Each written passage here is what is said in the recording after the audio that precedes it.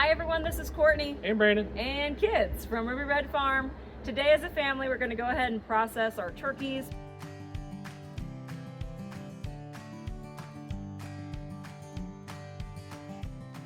We've had these birds for what, 4.5, 5 months now? Something like that. And so they've been on the property for a while. I actually really enjoy turkeys, so a little bit sad. Thanksgiving is just 3 weeks away now, and so it's time. So we're gonna go ahead. The first few here are just gonna be us remembering what on earth we're doing. Turkeys are just like big chickens. They're just really difficult to work with though. For now though, waiting on the water to heat up, we're gonna get started. Yeah, buddy.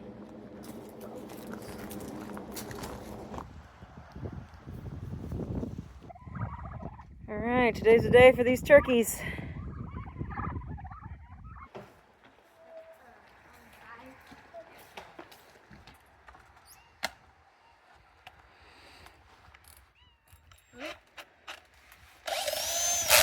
Oh. Frightening.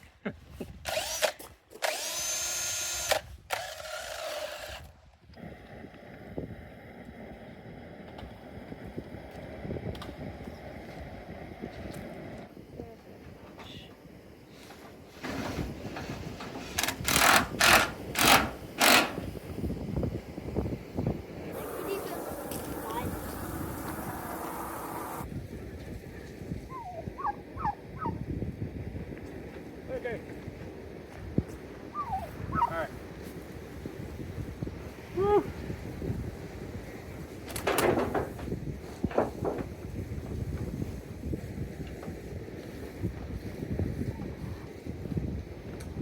right, so for turkeys, we're gonna do it very similar to chickens. Just gonna take my knife, once I got the head down a little bit, take my knife and get a nice clean cut across.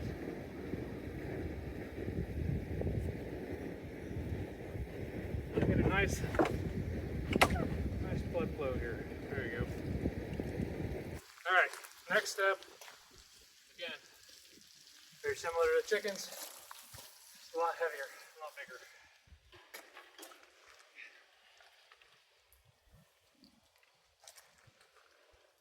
Put them down in the water, about 145 to 152, 3 degrees. Leave them in here for, I don't know, 10 seconds, 15 seconds. Maybe longer, maybe shorter. See what comes off.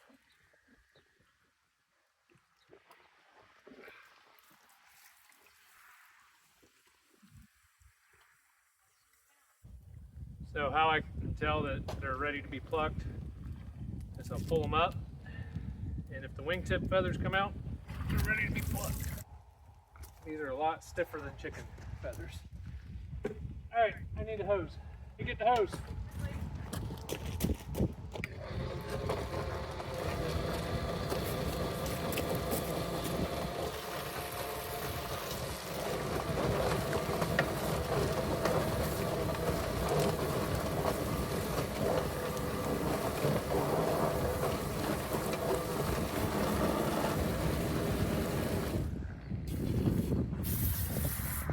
Alright, so turkeys are a little bit more challenging than chickens in the sense of they don't fit in a standard plucker very well anyway. I'm going to work on getting a handful of them off here, and then I got a drill attachment to finish it. I'll show that in a second. Worst part about turkeys too, they clog up my drain on this thing. I got to clean it out about every other bird, not every bird.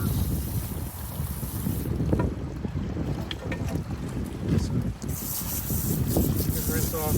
So for this part, I've got a drill attachment, and for that drill attachment, I'm just gonna lay into it.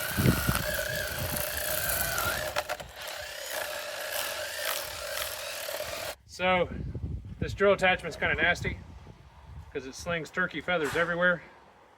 So we set up a separate table just for doing this part. So he wouldn't get his lovely wife all dirty. Yeah, I don't think that's a reason.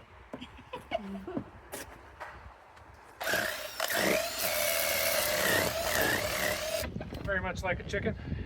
We cut the wingtips off because there's no real value added for the customers. There's no meat in them. Plus they poke holes in my bags.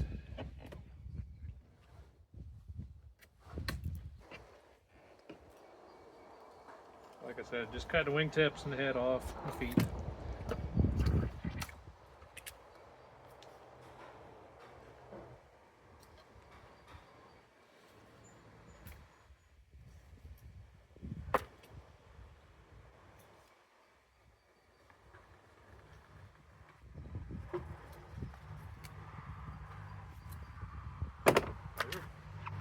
Now it's ready for quartering.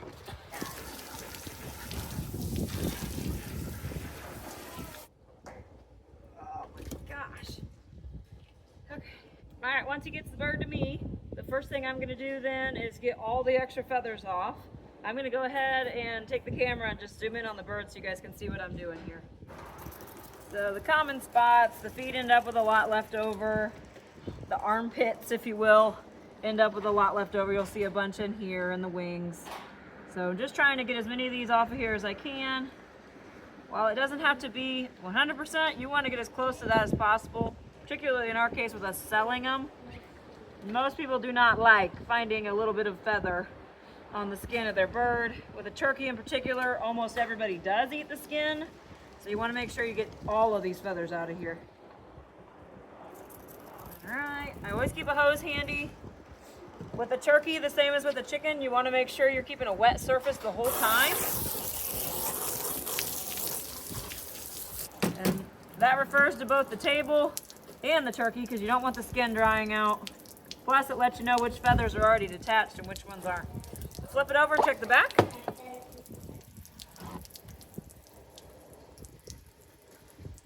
Just getting any of the big ones out of here.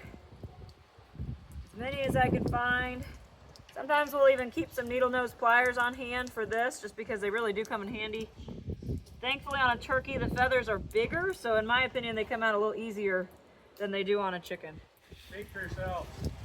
Now, to do the actual cut, I'm right-handed. I put the bird on its back and I'm going to put the head towards my dominant hand. What I'm going to do then is take the neck, the trachea and esophagus and all of that are off to this side, to the turkey's right. So I'm cutting straight down the middle, just above the breast area. I'm going to cut all the way up the neck here. Then use my hands if I need to open it the rest of the way. First thing I'm going to identify then is this trachea, the windpipe. So I'm going to put my finger in between the two breasts, work back and forth around this windpipe area, and just free it up a little bit. They do come apart pretty easily. I think they do come out a little easier than they do on a chicken because they're a little bit bigger and more substantial, so they don't break as easy. You're gonna get a good grip on this and pull straight upwards till it comes out. Put that in your scrap bucket. Next thing you need to identify here is the craw. The craw in a turkey, ours have not been fed today, but they are on pasture, so there's maybe a little grass. But for the most part, it's empty, and it ends up just looking like a big balloon. You're gonna pull this free in every direction. And admittedly, this is a little bit tricky because the tissues are a little tougher in a turkey. Sometimes I will use my knife every now and then to just kind of free an area up, give my hands a break. But nonetheless, it's still a very similar process to a chicken. You're gonna come around though, free this up again in every direction. It's pretty large. Look at that thing. And this one is full of grass. So I'm gonna go through, free it up in here as much as possible. The more I can free it up with my hand, the easier it'll be to remove it here in a minute. So I'm getting it all the way around. Coming back over here, still have it attached in a few spots. I use my knife. If you use the knife up here, you have to be very cautious not to damage the breast tissue. So that's the meat that everybody wants to actually eat on Thanksgiving. Following the esophagus up then, and pulling until it's loose as well. Now, one thing that I do that may be a touch different than what you've seen is because they haven't eaten, I'm not nearly as worried about esophagus juices leaking anywhere. And so just to get rid of this giant grass blob, because as you can imagine, this is not gonna fit through the turkey like it does on a chicken. So I'm gonna pull this a little bit taut and use my knife and go ahead and cut it free. This now is not a risk anymore. I get rid of it. I have my neck here, which I will be keeping. And then you can see it's still attached in some areas. So I'm gonna go around the sides of the neck. I like to pull the skin here taut, just gently skim with my knife to free up any fibers that you can see that are still attached here. Once that's pretty much loose, next I'm going to use my knife, get as close to the breast as I can and cut the muscle of this neck. Do have to switch my knife a few directions to do this to make sure I'm not cutting that breast meat. Then I'm going to come in with some garden pruners here, and I'm going to try to cut through the bone. Push down as much as I can, get a good snip. Then I'll move down a little bit further and cut again. Go in with my knife in that same location. See if I can free up any more. And then on a turkey, I'm finding I've got to go in at least a third time here to get all the way through this humongous bone that is their neck. Gosh. Okay, so then I'm going to take my knife, cut that free the rest of the way, and there's my turkey neck. This turkey neck, a lot of people use them for gravy, so we are going to be keeping them. I'm just going to set that to the side for now. I'm going to make sure any bone that got dislodged does get removed. Take a quick look, see if there's any glands or fat tissue that need removed. Sometimes it all comes out, sometimes you got to go back for it. They say this can leave a bad taste. I don't know if that's true, but there's definitely some glands in here you want to look for. I'll take this skin then, and in order to leave enough to cover the opening, I'm going to cut about half of it off.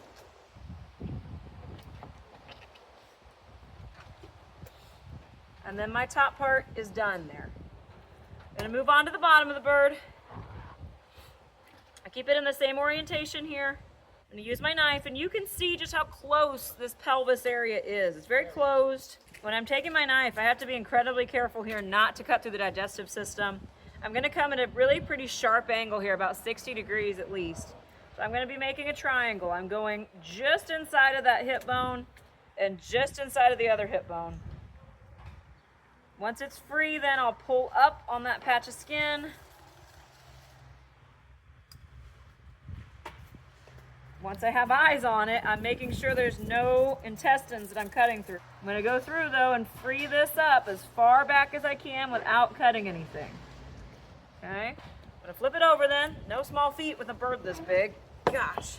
Once I have the bird flipped over, it's kind of the same process. I'm going to grab the tail, come at about a 30 or 40 degree angle from both directions. This is where you've got to find the natural opening here in the bones. Takes a few tries. And once you're through, you got to again make sure you don't cut the intestine on the backside. So once I have that free, I'm going to make sure the intestine's in front of where I'm at. I'm just barely cutting these structures to free it up all the way. Okay, I'm going to flip it over and 180 here so that my dominant hand is by the side I'm working on. So with my dominant hand then, I'm going to reach in. Sometimes I will take the pelvis and kind of open it up a little bit more just to give my hand room. I'm going in and holding my hand towards the top of the bird, but still inside. So I'm going in and holding my arm up a little bit. Do a sweep. I am clinging to the top of this cavity here, getting as much free as I can. There will be some fat towards the bottom end that I typically just remove. I'm going to take all this fat out, go back in, sweep around. Got to go all the way up to the top as far as I can reach, but sweeping around side to side. So I'm doing one of these like a rainbow.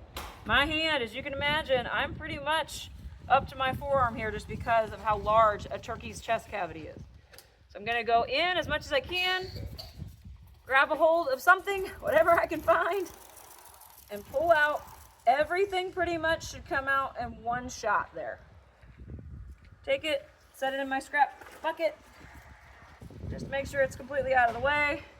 I'm gonna go back in now. Grab this. I'm gonna grab my lungs, which are all the way at the top and just to the side. You wanna start out to the side, follow the ribs up, and scoop those out. This is what the lungs look like, bright pink tissue. And there's one more on the other side. Sometimes in a chicken I can get him to come out. I have never been able to get him come out with a turkey. So you gotta go back for them. That's what they look like. Also on a turkey, I'm going back and getting the kidneys. At least I think they're the kidneys. Right down by the bottom. They're on the back side of the bird towards the tail. And while I don't think they're that catastrophic if you leave them behind, I do still like to make sure I get them out just in case. Once I have everything out of there, I'm just gonna do a quick once over and grab anything else I can find. Some of this will come out with the hose, but I'm just getting anything else I can possibly get. All right, now I need the hose. There you go. All right, I always rinse my hands as I go too. Once you have all that done, you essentially have a nice empty bird here. I'm going to make sure then to rinse everything off and rinse everything out. I'm going to go ahead and go in the bottom part of this cavity. Spray all around. And then dump that off to the side. I'm going to repeat that process a couple times till it comes out mostly clean.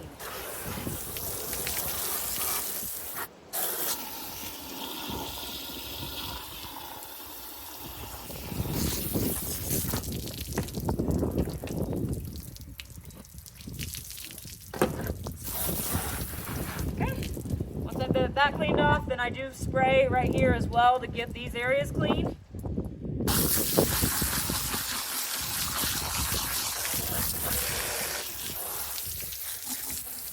Spray all the skin off really well and then you're done. With the neck then, I just make sure I rinse all the blood off the ends.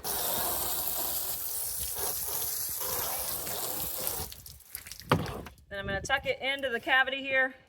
It'll get packaged that way as well, and we'll just warn our customers that it's in there. So this is going to go into a cooler now, and we will either refrigerate it for a little while or put it straight into the freezer. Hopefully they'll try to get it cooled off for quite a while before we put it into a freezer. These birds are so heavy. When you're used to chickens, it's a big difference. We'll get that down into the water and just start it cooling down a little bit.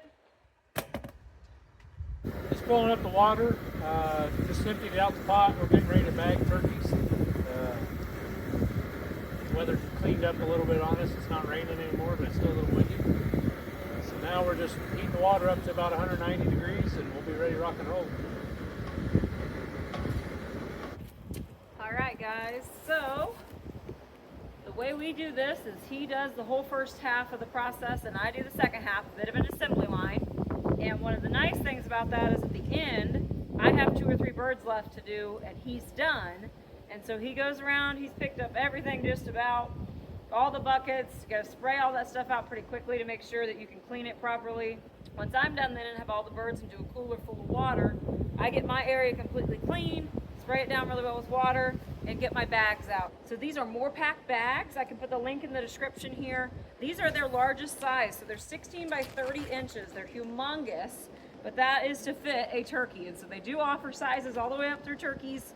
We like the much smaller sizes, obviously, for chickens, but these work great for turkeys. I'm gonna go ahead and grab a bird and get them in here, and I'll show you how I pack these bags. All right, I'm gonna take my bird, and it's gonna go head down in here. These are so heavy, I'm gonna have to almost scooch it into here.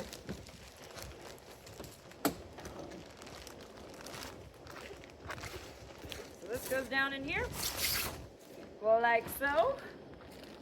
I then gonna dump it out and get as much water out of here as possible.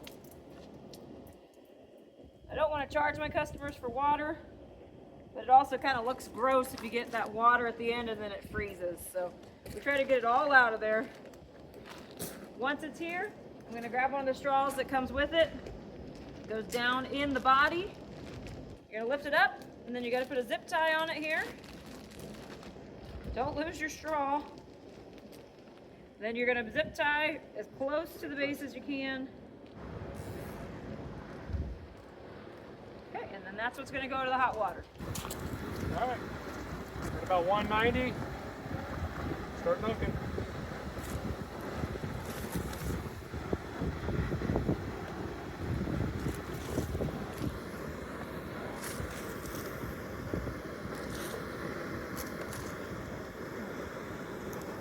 There we go.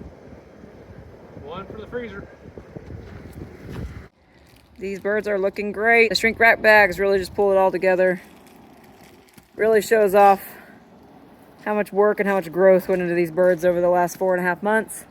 Super pleased with how these are looking though. All right, we got them all packaged up. We got through about 12 birds today. Decided to put them in the walk-in cooler for the night. We'll be back tomorrow to get them labeled and in the freezer. All right, last step of the process. We need to weigh and label these turkeys. We have kind of just generic poultry labels that we buy online, and these essentially say that this was not an expected facility for butchering. I think it says somewhere on there a little bit of a eat at your own risk kind of a thing. But in general, we have to have this on here to sell it. More so from the farmer's market, but even from our farm, we want to protect ourselves. All right, small one first here. It's a nice bird. $13.55. Yeah, we kind of want there to be a variety. So we have to charge $4.50 a pound for the turkeys, and with these being so pricey, we try to have a variety of weights so that more people can afford them. So this bird here is $60.98. So a lot of people think we're making just so much money doing this price. This is essentially our breaking even price, is $4.50 a pound. When you pasture raise them, they eat so much more feed. Sounds counterintuitive. Well, they eat more feed because even though they have access to grass, there's not many calories in grass, and they're moving more and exercising.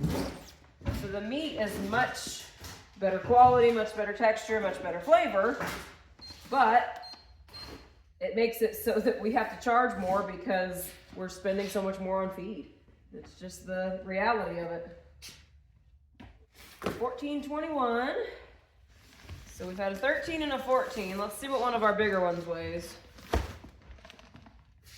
$18.35 as a large turkey. So I'm keeping a list of the weights so that I can assign these to the different customers. We have about 6 more birds to do next weekend, and so we should have a nice variety. I think we'll have a good variety anyway. But the way we do this is customers will kind of tell us, I want one that's about 16, I want one that's about 18. We'll tell people between 14 and 18 is what we can expect. People give us a ballpark, and then we just get as close to that as we can. Thankfully with the turkeys, with these being much more of a, I don't know, an appreciation item almost, because again, we're kind of breaking even on them. We sell these primarily to friends and family. Some are just random customers that are strangers to us, that are just on a customer basis, but a lot of them are customers who also are friends. And so they're very understanding with the fact that we might not be able to get 14 pounds exactly. We do try to get a variety so that we can suit our customers' needs a little bit better. So far that's working. Well, They're really good looking birds. yeah, they finished out a lot better than I thought they were going to. Yeah, they look great. I don't want to do as many next year. Oh no, we're doing a lot less next year. I want to do like 10 or 15 next year.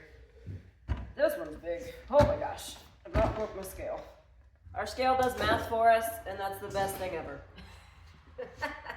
It's the little things in life. The plan overall, we have one already that we decided to keep, and then we'll probably end up keeping 1 or 2 more on top of that. We like turkey, and we eat turkey, and so the plan is that part of these are for us. We'll probably have one at our Thanksgiving, I know we will, and then we're also gonna probably keep one for either Christmas or just a different time for us to have it ourselves. We had talked about if we ended up getting stuck with a whole bunch of them, because we weren't sure how many we were gonna sell. We've had a lot of leads this week, and we've gotten a lot more of these sold. But if we gotten stuck with, say, 6 of them, the plan is that we're gonna cut them in half and freeze them and have half a turkey, and then we can just roast half a turkey. That's one of the nice things about raising food that we enjoy, is that if we can't get it sold for whatever reason, we just keep it ourselves. So it's kind of nice. All right, we ended up with a really great variety. We have this bird here that was $11.92, but still a nice looking turkey. So $11.92 all the way up to $18.35, meaning that our price range was from $53 all the way up to about $80.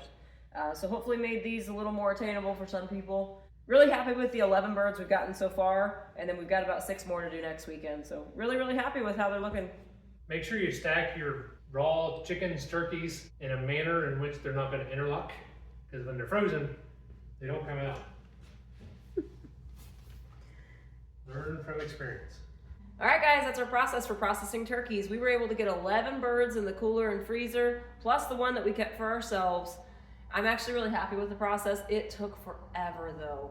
It took us, what, 4 hours? Yeah, every bit of it. 4 hours just to do the processing and get them in the refrigerator, and then another 20 minutes here getting them weighed and put away. And again, we have more to do next weekend. Turkeys are funny because they, yes, are shaped a lot like a chicken and have a lot of the same parts as a chicken, but they just take longer because they're so much bigger. Yeah, there's a lot more work involved. Yeah, the feathers are a pain. It's harder on me to do the flipping back and forth because I'm flipping 15 pounds instead of 4. So, Not to mention you're doing an arm curl every time you have to pick up a 30 some odd pound bird to put in his hole.